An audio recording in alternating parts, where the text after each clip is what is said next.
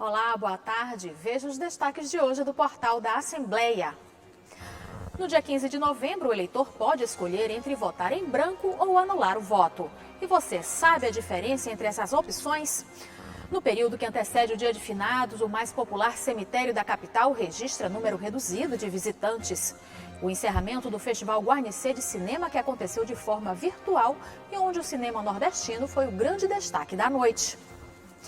E mais uma reportagem especial sobre a passagem do Rei Pelé pelos gramados de São Luís. É agora no portal da Assembleia.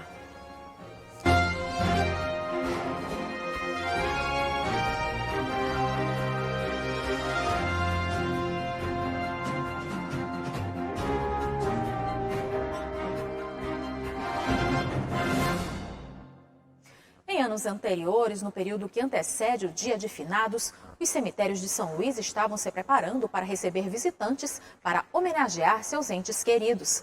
Mas hoje, no cemitério mais popular da capital, não há familiares adiantando o serviço de manutenção, o que faz um cenário bem diferente do tradicional. A pandemia da Covid-19 fez mudar a rotina das famílias. Há mais de 20 anos, Cláudio faz limpeza e reforma de túmulos no cemitério do Gavião. Neste período que antecede o Dia de Finados, o trabalho costuma aumentar e dar para ganhar um dinheirinho extra. Mas este ano, o cemitério está assim, quase todo vazio, sem familiares, adiantando o serviço de manutenção. Cenário bem diferente do tradicional. Antigamente a gente vinha para cá trabalhar, fazer um bicozinho e tal, limpar a catatumba, ajudar os pessoal. Hoje em dia até as pessoas não estão vindo para cá para dar uma contribuição para nós, porque nós gostamos de trabalhar, que nós somos daqui da Madre Deus, e a gente faz esse bicozinho que é tradição. Até quem trabalha aqui não está vindo, e até os pessoal que são... Está totalmente vazio. Cláudio tem razão. De acordo com a administração do cemitério mais popular de São Luís, o número de visitas reduziu. Em anos anteriores, já era comum ver pessoas bem antes do dia 2 de novembro visitando os túmulos de entes queridos. É tradição que no Dia de Finados, mais de 20 mil pessoas visitem o cemitério do Gavião. Mas este ano, por conta da pandemia, a estimativa é que haja uma redução no número de visitações. Segundo a administração do cemitério, em torno de 70%. A gente observa que isso aí já vai se cumprir por conta do que a gente está vendo aí no, vamos dizer assim, antes do dia 2, né? Nesse pré-dia, que é a semana que corre para o dia 2.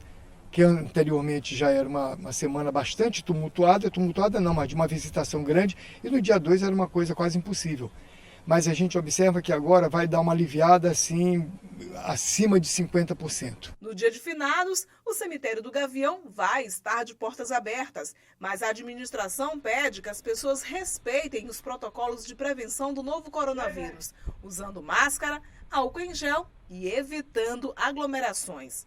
Se puder vir durante a semana, antecipando essa visitação, para quem não tem tanta misticidade em relação ao dia 2, é ótimo, porque evita essa aglomeração. E mesmo assim, no dia 2, quem puder vir, mais um membro da família, ou 2 ou 3 no máximo, já facilita bastante. Dona Maria José veio ao cemitério para visitar os túmulos de familiares, mas pretende voltar no Dia de Finados para homenagear os entes que já se foram, com todo o cuidado de prevenção, é claro. Tem que se proteger até o dia que Deus quiser. Porque as pessoas vão embora, mas nós não podemos esquecer. A Petrobras divulgou novos valores de combustíveis que passam a vigorar a partir de hoje. Com a redução de 7 centavos no litro do diesel e 9 centavos no preço da gasolina, as distribuidoras passam a trabalhar com redução média de 23%. Até agora, a gasolina teve 35 reajustes e o diesel 28, entre aumentos e reduções em 2020. Eleições 2020.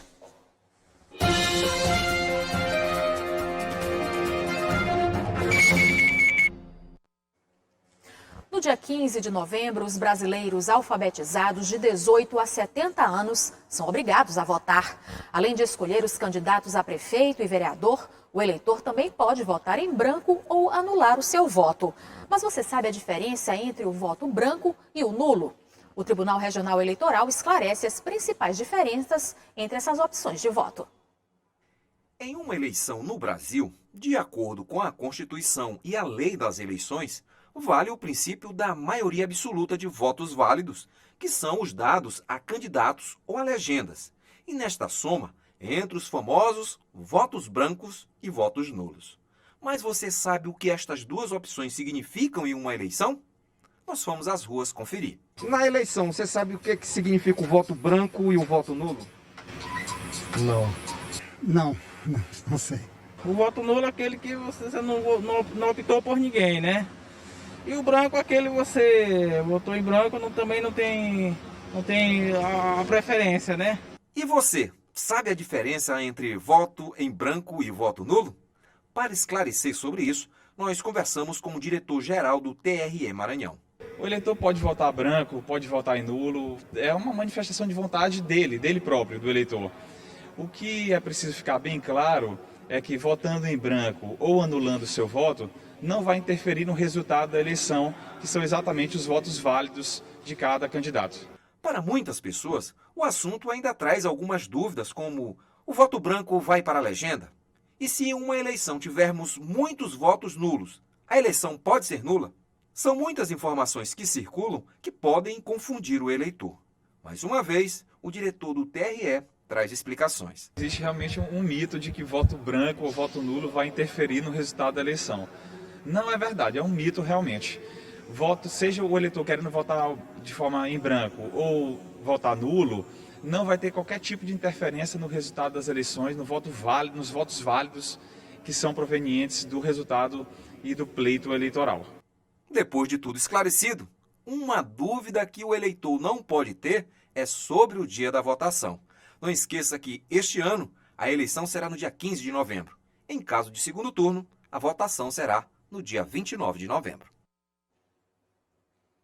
E veja no próximo bloco o encerramento do Festival Guarnicê de Cinema, que aconteceu este ano de forma virtual. E uma reportagem especial sobre a passagem do Rei Pelé pelos gramados de São Luís. O portal volta já.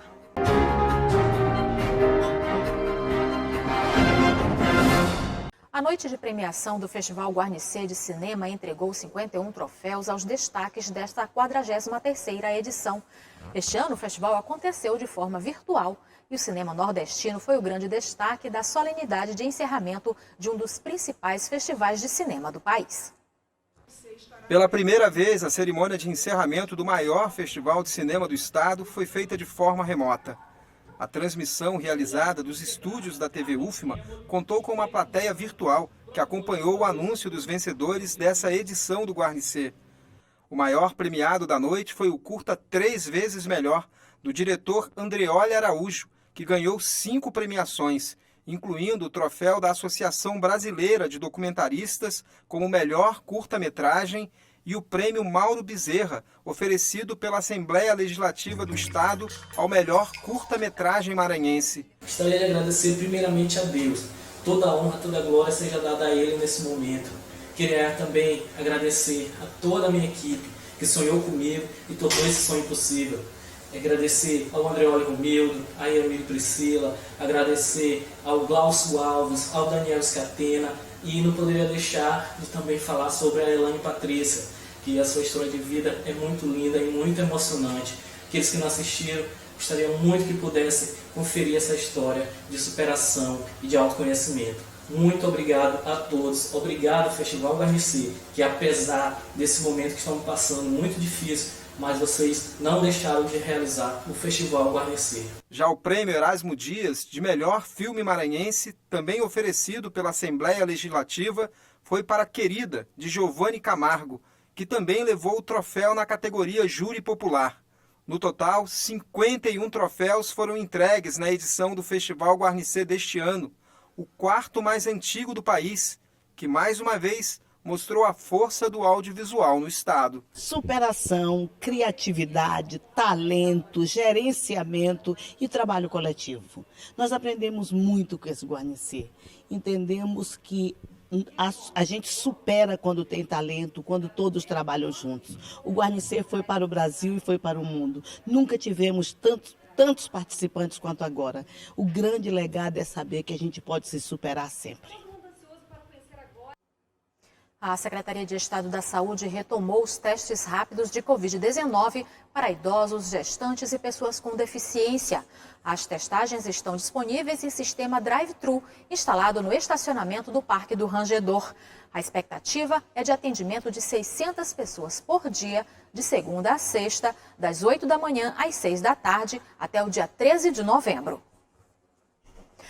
No programa Esporte em Debate dessa semana foi feita uma homenagem especial pelos 80 anos do Rei do Futebol. A nossa equipe de reportagem conversou com atletas que participaram do jogo entre Santos e Seleção Maranhense, que contou com a participação do Rei Pelé. Veja agora a reportagem de Ronald II com imagens de Jane Ferreira. Pelé completa 80 anos e com ele uma história que já percorreu os 4 cantos do planeta. O admirado jogador de futebol, que chegou a conquistar 3 Copas do Mundo, já pisou pelos mais diversos gramados. E o Maranhão não deixou de ser palco do Rei. A estrela revelada pelo Santos chegou a disputar a pelota em pleno Gigante da Vila Passos. Nossa equipe de reportagem veio até o estádio Nilzinho Santos conferir de perto mais detalhes sobre a participação do Rei do Futebol no Maranhão.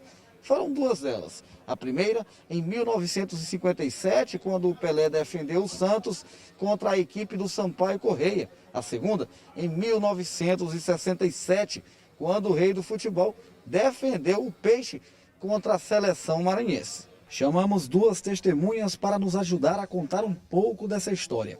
Alzimar, ex-zagueiro que atuou por vários times maranhenses, inclusive pela seleção do estado, e Manuel Martins, reconhecido pesquisador da história futebolística. Manuel relembra os momentos da participação de Pelé nos jogos que disputou em São Luís. A gente esteve presente nas duas partidas jogadas pelo Santos. Uma, nós só conseguimos entrar no estádio depois que os portões se abriram. No jogo em que o Santos ganhou de 2-1 do Sampaio Corrêa. O pesquisador também solta pra gente uma curiosidade. Teve jogador maranhense que infernizou a vida do maior craque da história. Pode acreditar. Naquela época se jogava 1-2-3-5. E aqui tinha um jogador chamado, olha o nome dele, Terrível. Um zagueiro, pai do Breno, que também jogou no Motoclube São Luís. E o Pelé, com 17 anos, enfrentou o Terrível aqui no Nilzinho Santos. Quando foi em 67, o governo do estado fez uma promoção e trouxe novamente o Santos aqui em São Luís. E ele, a maior preocupação dele era saber se o Terrível, quer dizer, o jogador que havia marcado ele, ainda estava jogando, porque ele ficou automaticamente com medo. Durante os jogos, Manuel assistiu tudo de perto. Só que mais perto ainda estava Alzimar. Em uma das partidas, o zagueirão marcou colado no Rei do Futebol. Orgulhoso e com toda razão, ele nos mostra alguns registros daquele momento. Eu tinha uma tese, eu defendi uma tese, toda vez que eu jogasse contra um craque, eu mostrava o melhor que eu sabia, o melhor que eu tinha dentro de campo. Eu não tinha medo de ninguém, eu tinha respeito. Como a Pelé era um fora de série, era um mágico. O ex-zagueiro conta ainda que naquele dia estava determinado a bloquear as jogadas de Pelé, mas também tinha outro objetivo. Ao fim do jogo, queria uma camisa do Rei. A marcação foi boa, mas a camisa, por culpa do técnico santista, não saiu. Eu estava com a intenção de pedir uma camisa para ele, mas ele saiu antes de terminar o jogo, foi substituído antes de terminar o jogo.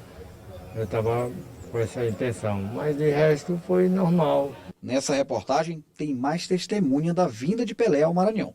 E esse tem tudo a ver, até no nome, Pelézinho. A foto que não resistiu bem ao tempo é uma rica lembrança. O ex-centroavante nos conta como herdou o apelido e fala sobre as lembranças do dia em que atuou em uma partida de futebol com vários ídolos. Uma lembrança é a derrota de 1-0. Depois disso eu tenho a minha participação como jogador, jogando contra os melhores jogadores brasileiros na época, entre eles Pelé, Carlos Alberto, Orlando, Edu, Coutinho e outros. Ele já tinha conquistado 2 Copas Mundiais, se não me engano, 2 ou 3 campeonatos sul-americanos pelo Santos, campeões mundiais de clubes. É isso. Por alguns momentos, o futebol maranhense se cruzou com a história de Edson Arantes do Nascimento, o maior orgulho do futebol brasileiro, que chega aos 80 anos de idade, com a certeza que já é eterno.